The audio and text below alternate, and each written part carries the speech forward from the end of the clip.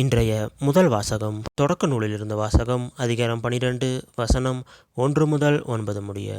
அந்நாட்களில் ஆண்டவர் ஆபிராமை நோக்கி, உன் நாட்டிலிருந்தும் உன் இனத்தவரிடமிருந்தும் உன் தந்தை வீட்டிலிருந்தும் புறப்பட்டு நான் உனக்கு காண்பிக்கும் நாட்டிற்கு செல். உன்னை நான் பெரிய இனமாக்குவேன், உனக்கு ஆசி வழங்குவேன், உன் பெயரை நான் சிறப்புற செய்வேன், நீயே ஆசியாக விளங்குவாய். உனக்கு ஆசி வழங்குவோருக்கு நான் ஆசி வழங்குவேன், உன்னை சபிப்போரை நானும் சபிப்பேன், உன் வழியாக மண்ணுலகின் மக்களினங்கள் அனைத்தும் ஆசி பெறும் என்றார். ஆண்டவர் ஆபிராமுக்கு கூறியபடியே அவர் புறப்பட்டு சென்றார். அவருடன் லோத்தும் சென்றார்.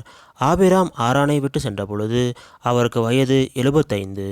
ஆபிராம் தம் மனைவி சாராயையும் தம் சகோதரன் மகன் லோத்தையும் உடனழைத்து சென்றார். அவர்கள் ஆரானில் சேர்த்திருந்த செல்வத்துடனும் வைத்திருந்த ஆட்களுடனும் கானான் நாட்டிற்கு புறப்பட்டு சென்று அந்நாட்டை சென்றடைந்தனர். ஆபிரகாம் அந்நாட்டில் நுழைந்து செக்கேமில் இருந்த மோரேயின் கருவாலி மரத்தை அடைந்தார்.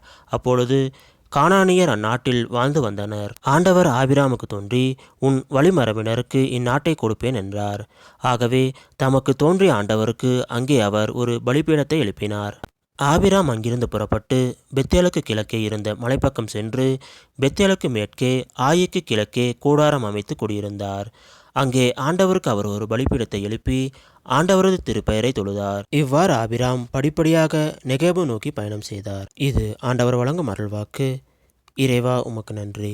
இன்றைய நற்செய்தி புனித மத்தேயு எழுதிய நற்செய்தியிலிருந்து வாசகம் அதிகாரம் 7 வசனம் 1 முதல் 5 முடிய. காலத்தில் இயேசு தம் சீடர்களை நோக்கி கூறியது, பிறர் குற்றவாளிகள் என தீர்ப்பு அளிக்காதீர்கள், அப்போதுதான் நீங்களும் தீர்ப்புக்கு உள்ளாக மாட்டீர்கள். நீங்கள் அளிக்கும் தீர்ப்பையே நீங்களும் பெறுவீர்கள். நீங்கள் எந்த அளவையால் அளக்கிறீர்களோ அதே அளவையாலே உங்களுக்கும் அளக்கப்படும். உங்கள் கண்ணில் இருக்கும் மரக்கட்டையை பாராமல் உங்கள் சகோதரர் அல்லது சகோதரியின் கண்ணில் இருக்கும் துரும்பை நீங்கள் கூர்ந்து கவனிப்பதேன்? அல்லது அவரிடம், உங்கள் கண்ணிலிருந்து துரும்பை எடுக்கட்டுமா என்று எப்படி கேட்கலாம்? இதோ உங்கள் கண்ணில்தான் மரக்கட்டை இருக்கிறதே. வெளிவேடக்காரரே, முதலில் உங்கள் கண்ணிலிருந்து மரக்கட்டையை எடுத்தெறிங்கள்.